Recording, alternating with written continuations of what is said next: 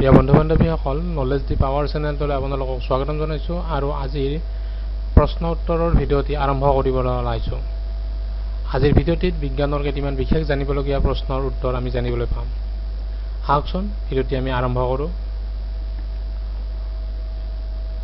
প্ৰথম প্ৰশ্ন, সকলো সীমিত জুইৰ বাবে কোনটো গেছ নিৰাপদ আৰু ফলপ্ৰসূ নিৰ্বাপনকাৰী? অপচন কেইটা আছে? নাইট্ৰজেন ডাই অক্সাইড, কাৰ্বন ডাই অক্সাইড, সালফাৰ ডাই অক্সাইড, নাইট্ৰাছ অক্সাইড। ইয়াৰে শুদ্ধ উত্তৰটো হ'ব কাৰ্বন ডাই অক্সাইড। ইয়াৰে পিছৰ প্ৰশ্নটো হৈছে, বিজ্ঞানীসকলে কুকুৰনিচীয়া আৰু কুকুৰৰ সংকৰকৰণৰ প্ৰথম জিনিয় কোনখন দেশত বিচাৰি পাইছে? অপচন কেইটা হৈছে চীন, ভাৰত, জাপান, অষ্ট্ৰেলিয়া। ইয়াৰে শুদ্ধ উত্তৰটো হ'ব ভাৰত। ইয়াৰে পিছৰ প্ৰশ্নটো হৈছে, শেহতীয়াকৈ বাতৰিত দেখা পোৱা জাষ্টিচিয়া কি? জাষ্টিচিয়াটো কি? ইয়াৰে অপচন কেইটা হৈছে গ্ৰহাণু, উল্কাপিণ্ড, বৰ্হিগ্ৰহ, উপগ্ৰহ। ইয়াৰ শুদ্ধ উত্তৰটো হ'ব গ্ৰহাণু। জাষ্টিচিয়া হৈছে এটা গ্ৰহাণু। ইয়াৰে পিছৰ প্ৰশ্নটো হৈছে, ভাৰতত জেনেৰেটিভ AI সম্পৰ্কে শেহতীয়াকৈ কোনটো প্ৰতিষ্ঠানে গাইডলাইন প্ৰকাশ কৰিছে? অপচন কেইটা হৈছে মেইটি, IIT মাদ্ৰাজ, TRA আৰু নাছকম। ইয়াৰ শুদ্ধ উত্তৰটো হ'ব নাছকম। নাছকমৰ ফুল ফৰ্ম হৈছে the national association of software and service companies. ইয়াৰে পিছৰ প্ৰশ্নটো হৈছে, উদ্ভিদ বিজ্ঞানৰ পিতৃ হিচাপে কাক জনা যায়? অপচন কেইটা এৰিষ্টটল, ডাৰউইন, লিনিয়াছ, থিঅ'ফ্ৰাষ্টাছ। ইয়াৰে শুদ্ধ উত্তৰটো হ'ব থিঅ'ফ্ৰাষ্টাছ। ইয়াৰে পিছৰ প্ৰশ্নটো হৈছে, উদ্ভিদ বিজ্ঞান বিজ্ঞানৰ এটা শাখা যাৰ অন্য এটা নাম হ'ল। অপচন কেইটা হৈছে সাইকোলজি, ফাইট'লজি, পেডগ'লজি, ফাইক'লজি।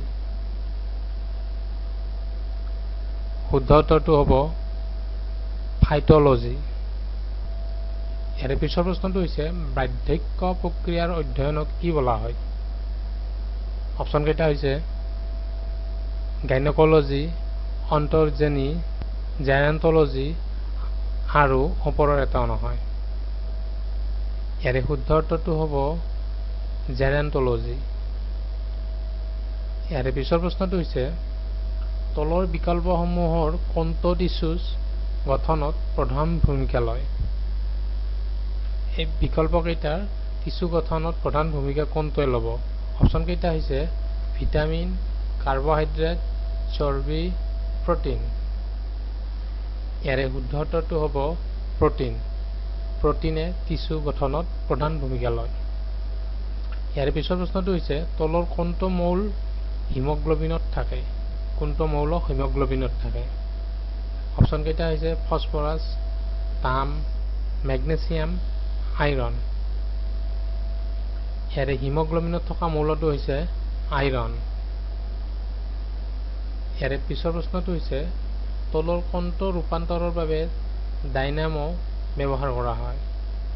অপচন কেইটা উচ্চ ভল্টেজৰ পৰা কম ভল্টেজলৈ নিয়াৰ বাবে, বৈদ্যুতিক শক্তিৰ পৰা যান্ত্ৰিক শক্তিলৈ, যান্ত্ৰিক শক্তিৰ পৰা বৈদ্যুতিক শক্তিলৈ, কম ভল্টেজৰ পৰা উচ্চ ভল্টেজলৈ।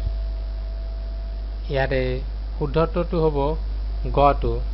যান্ত্ৰিক শক্তিৰ পৰা বৈদ্যুতিক শক্তিলৈ ৰূপান্তৰ কৰিবৰ বাবে ডাইনামো ব্যৱহাৰ কৰা হয়। প্ৰিয় বন্ধু বান্ধৱীসকল, আজিৰ এই প্ৰশ্ন উত্তৰৰ ভিডিঅ'টি ইয়াতে সামৰিছোঁ। ভিডিঅ'টি কেনে পালে জনাব। ভিডিঅ'টি লাইক আৰু শ্বেয়াৰ কৰিবলৈ নাপাহৰিব। ধন্যবাদ।